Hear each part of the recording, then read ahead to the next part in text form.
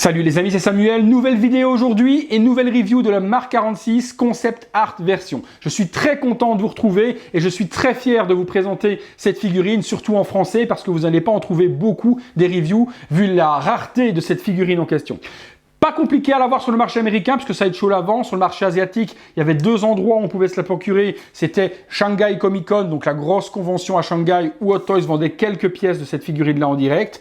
Et puis l'ouverture, donc la semaine dernière, de la nouvelle boutique de chez Hot Toys, la Rebel Base. Rebel Base, bon, je vous montre le beau petit sac qui, mon ami à Hong Kong, a réussi à me dégoter puisqu'il était fourni co-professionnel. On ne pouvait pas avoir ce sac facilement. Donc le sac, la Rebel Base, qu'est-ce que c'est? Je fais une parenthèse là-dessus. C'est une nouvelle boutique Hot Toys a ouvert à Hong Kong où sont vendues des figurines en direct. Pas les nouveautés, donc vous n'aurez pas lorsqu'une Captain America par exemple qui va arriver cette semaine-ci, Infinity War ne sera pas disponible directement là-bas. Ça reste des figurines disponibles à la Secret Base. Secret Base restera de toute manière l'endroit où se passent les précommandes à Hong Kong. La nouvelle Rebel Base, c'est un nouveau shop où on trouve des Cos Baby, des anciennes figurines, ce genre de choses où les personnes peuvent aller directement se fournir. Donc à l'inauguration de cette Rebel Base, eh bien, Hot Toys sortait cette figurine en exclusivité sur le marché asiatique. En Europe, impossible de l'avoir. Vous ne la trouverez pas dans aucune boutique, que ce soit même la Cité des Nuages qui sont très proches d'Hot Toys au niveau des commandes, ils ne la proposent même pas. Et alors je ne parle pas des boutiques comme Figurine Collector, etc. ou autres qui eux n'ont même pas cette proposition de figurine en question. Donc très fier, je remercie mon ami Ben Steele, c'est son pseudonyme. Donc Benoît, merci à toi de faire découvrir cette figurine à la communauté. Je pense que lui me remerciera plutôt moi d'avoir réussi à lui en dégoter une, surtout au prix où il l'a eu, mais ça on en discutera lors de la conclusion. On est parti, voilà, trêve, on ferme les parenthèses, etc. J'ai fait l'introduction sur la figurine en question. La boîte, sublime. Dans les mêmes tons et dans les mêmes designs qu'on avait retrouvé la boîte de Captain America, Concept Art version. Donc ici, un visuel rouge où la Captain était plutôt noire, rouge et or qui vont être les couleurs principales de cette armure comme tout Iron Man, vous allez me dire, mais ici avec des particularités. Donc les 10 ans, le Iron Man, Marvel Studios, les 10 premières années, la Mark 46, Concept Art version, une boîte avec un slipcover. Sur le côté, on retrouve Iron Man de profil, il est magnifique, avec une attaque, donc super jolie boîte. L'arrière, les warnings habituels avec le logo de anti-contrefaçon, donc super joli avec un espèce de défilé, comme si c'était une pellicule de film qui est sur l'arrière. L'autre côté, on retrouve la même chose. Sur la face avant, on a bien le logo Hot Toys exclusif qui dit bien que c'est bien une figurine qui est rare. Sur le dessus, excusez-moi, on y retourne. On a Iron Man Mark 46 avec les Marvel 10 ans et le gros logo Marvel 10 ans. Elle est sur la licence Civil War, donc on le remarque ici, Captain America Civil War. Par contre, vous ne trouverez pas du tout cette couleur dans le film Civil War, donc c'est bien une version concept. Mais par contre, la Mark 47 était bien dans Civil War. La partie haute s'enlève. On est sur une boîte die-cast, vous connaissez les boîtes die-cast, c'est toujours des superbes jolies boîtes. Le visuel intérieur est tout aussi magnifique que l'extérieur, franchement c'est magnifique. On a donc tous les personnages des 10 premières années de chez Marvel, des films en question avec le logo Marvel 10 ans, sublime, franchement sublime. Une boîte hyper épaisse comme les autres die-cast, dans une boîte qui va s'ouvrir vers le haut, mais super jolie. On a le logo Iron Man, on a les crédits de réalisation ici derrière, où on a donc le patron, Howard Chan. Par contre, vous voyez, ce truc bizarre, c'est que Menerding, qui est le designer, n'apparaît même pas sur l'arrière de la boîte, donc je trouve ça un peu bizarre qu'on ne le cite pas, mais enfin soit. C'est une die-cast. Mark 46, le dessus, on revient sur les mêmes, puisque de toute façon c'était la même boîte. L'intérieur, eh bien on va découvrir ça ensemble tout de suite. On passe au déballage. Là voilà la boîte à l'intérieur, toujours comme les boîtes die-cast, c'est du polystyrène, c'est gravé. On a la Mark 46 qui est gravée, Concept Art version sur l'avant. La boîte étant donc polystyrène comme je vous dis, elle est en 2 étages, donc on va découvrir ça ensemble tout de suite. Alors, je prends ça face à moi, et puis comme d'hab, vous avez l'image sur le côté, et vous découvrez en même temps que moi. Alors, je suis très excité parce que j'adore vraiment cette Mark 47, cette Mark 46, pardon. J'espère ne pas être déçu au niveau du paint ou ce genre de choses. Donc, je vais découvrir tout comme vous. Ah ouais, quand même. Eh bien franchement, je l'avais vu en photo et en photo elle ne rend pas du tout la même chose. Je pensais que le or serait brillant et c'est ce que je n'aimais pas. Ici on est sur un or mat, c'est joli. Alors on est parti, je regarde en même temps que vous. On a la figurine et 4 mains supplémentaires, donc 6 mains au total sur la figurine. Ok, jusque là je pose ça. Le manuel d'utilisation, donc un manuel en format livre cette fois-ci, donc un petit peu différent. Je vais le découvrir en même temps que vous. Ok, donc il vous montre où mettre les millions de piles, donc ça c'est toujours pareil, des millions de piles. Où mettre des piles, encore des piles, comment changer les mains, les articulations, comment tout articuler. Ok, jusque là je suis aussi. Les pieds, les jambes, le torse, où toutes les LED vont se trouver, d'accord. Attention de ne pas la faire tomber sur votre pied parce qu'elle est lourde, ok. Et puis le warning, ok. Un manuel, ma foi, assez simple. Deuxième étage, j'ouvre. 3 555 000 piles, des roquettes, des parties hautes pour faire effet lance-roquettes, une pince à épiler pour mettre les piles parce qu'elles vont sauter toujours avec les aimants, ça va toujours sauter, une tige et un socle. Ouais, un socle. Hop, qu'on va sortir tout de suite.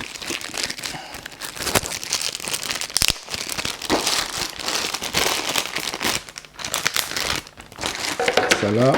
Magnifique, c'est un socle avec une tige, donc ça c'est super joli. Alors, on est parti. On a donc ces petites parties qui vont se mettre sur les épaules, je suppose ici, qui sont des parties avec des espèces de lance-roquettes. Donc ça, il y en a deux. Pour les épaules, je pense que ça va à cet endroit-là. Ensuite, on a les parties au niveau des bras, des brassards ici, avec une roquette qui sort. Donc super joli aussi, super précis dans le paint. Hein. Franchement, la roquette entre rouge et gris, etc.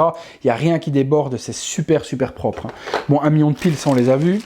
Le socle. Donc on reprend le même socle en fait qu'on avait sur le Captain, hein. Donc rien n'a changé, il n'y a pas un design, si il y a un design différent, c'est un bouclier sur le Captain America, ici on a l'arc réacteur de Tony Stark sur le design, et puis Mark 46 sur la plaque avant, mais qui est gravé dans le plastique, c'est une impression sur le plastique, c'est pas une plaque métallique, c'est un peu dommage, j'aurais préféré avoir une plaque métallique. Le socle c'est magnifique, c'est pas un truc qui vole, hein, donc pas inflexible, c'est un socle classique qui vient s'emboîter normalement. Donc ça c'est plutôt bien, je pose ça là, hop. La figurine maintenant, waouh, oh là là, mais quelle beauté les amis. Je vais retirer toutes les petites protections proprement pour les remettre après pour mon ami Benoît, qui va ultra kiffer cette figurine lorsqu'il va la recevoir, parce qu'il a justement le concept art version également du Captain America, donc les deux ensemble vont être juste magnifiques à assembler dans un petit étage. Les deux concepts sont vraiment indissociables. Surtout voilà quoi, c'est Captain et c'est Captain et ah là là.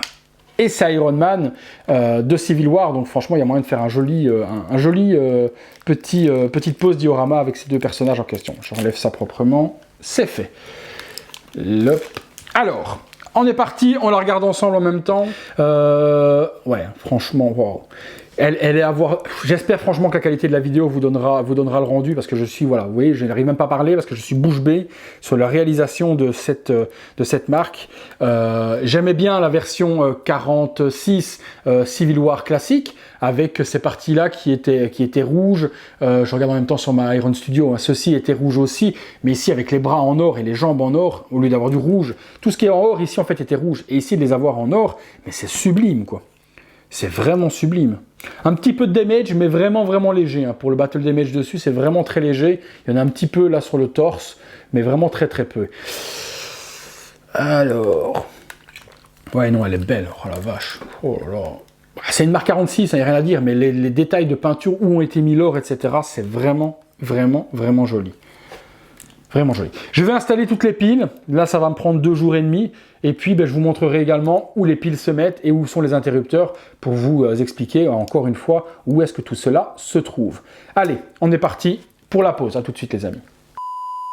One eternity later. Alors les amis, je vous montre un petit peu où se trouvent tous les interrupteurs. J'ai mis les piles. Vous avez vu, ça a pris une éternité.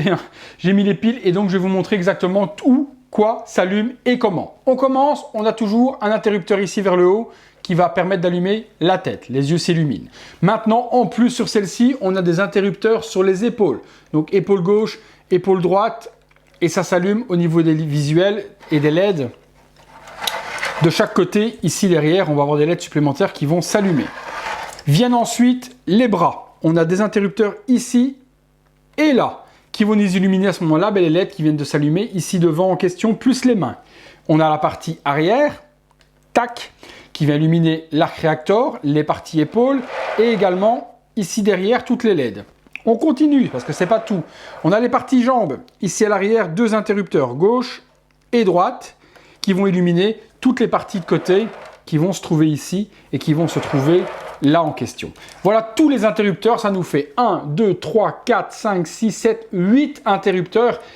C'est une grosse galère, autant être honnête avec vous, vous allez les allumer une fois pour les voir, mais vous n'allez pas vous amuser à allumer et éteindre tout le temps, parce que ça va vraiment vous saouler, surtout qu'il faut enlever plein de pièces. Ici, les interrupteurs, ils sont accessibles directement.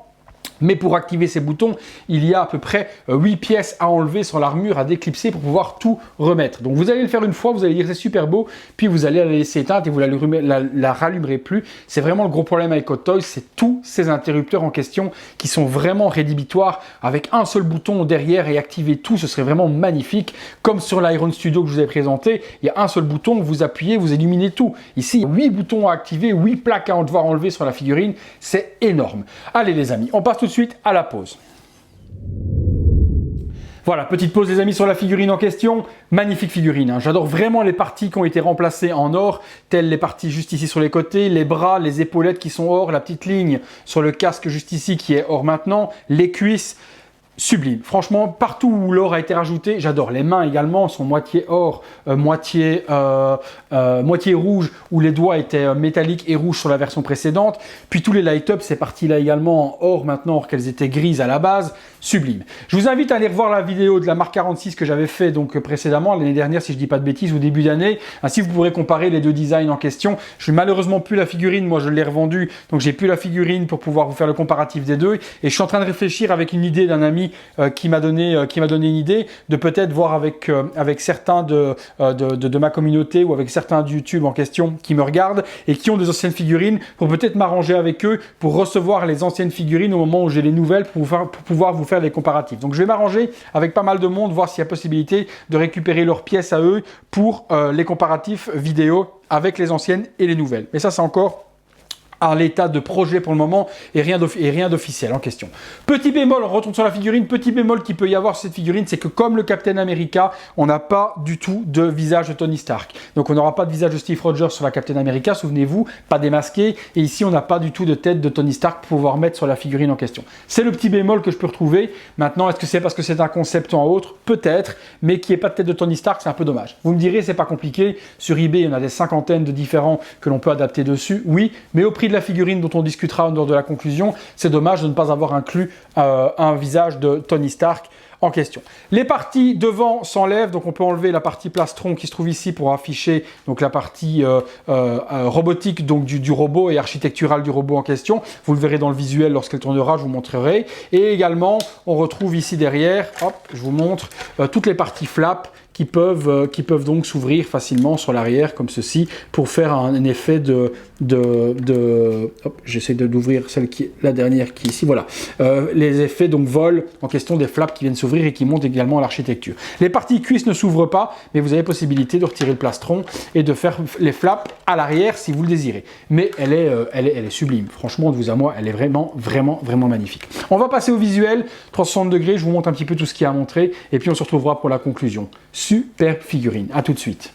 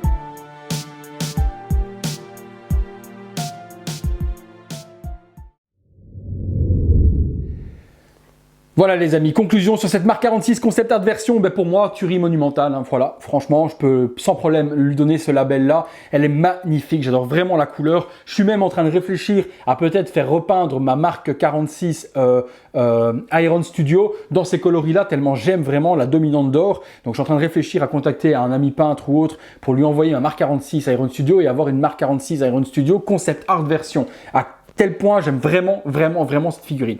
Le petit truc qui est vraiment déstabilisant au début lorsqu'on la déballe, c'est qu'on s'attend à avoir tout qui brille et qui est hyper clinquant, et non, tout ce qui est or est mat, et c'est ce qui donne vraiment la beauté de cette figurine. Le rouge et l'or est mat, on n'a pas un truc ultra brillant, les couleurs réfléchissent bien dessus, ça donne vraiment un superbe réalisme. Avec le Captain America, ça fait un duo vraiment de choc.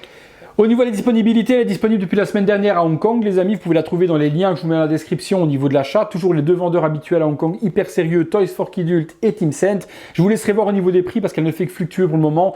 Elle fluctue énormément au niveau du prix, elle monte, elle descend. Donc je vous laisserai aller voir le tarif au moment où vous verrez la vidéo dans les liens. Je n'ai aucun gain à vous préconiser l'un ou l'autre. Sachez juste que je leur ai dit que je vous faisais la promotion de ces deux vendeurs sur ma chaîne. Donc lorsque vous cliquez sur le lien, ils sont avertis automatiquement que vous venez de la chaîne YouTube et ils feront tout ce qu'il faut à 99% pour que vous n'ayez pas de douane à payer. Donc il y a toujours le pourcent de malchance qui peut arriver, mais sachez que lorsque vous cliquez sur le lien, ils sont avertis que vous venez de la chaîne YouTube et ils feront le nécessaire pour que tout se passe super bien pour vous. Au niveau du prix, voilà, vous voulez aller voir au niveau des liens parce que je vous dis, elle fluctue énormément pour le moment au niveau du prix en fonction de l'offre et de la demande. Plus vite vous la commandez, moins cher vous la payerez, plus elle va être demandée, plus cher elle va l'être, ça c'est certain. Pour mon ami Benoît, moi je l'ai eu aux alentours de 450 $, mais vous ne l'aurez malheureusement jamais à ce prix-là, parce que c'est pratiquement le prix coûtant à Hong Kong par mon contact en question. Donc c'est pour ça que je vous dis qu'on a eu de la chance de l'avoir, parce que personne ne l'aurait acheté à 600, 700, jusqu'à 1000 $, je l'ai vu sur eBay. Donc voilà, on a beaucoup de chance de l'avoir, parce que j'ai pu l'avoir à un prix presque coûtant au niveau du prix de ce qu'elle coûte à Hong Kong. Mais voilà, faites-vous plaisir si elle vous plaît. C'est pour moi, c'est vraiment une marque à avoir dans sa collection, surtout par l'exclusivité, par le fait que c'est un concept.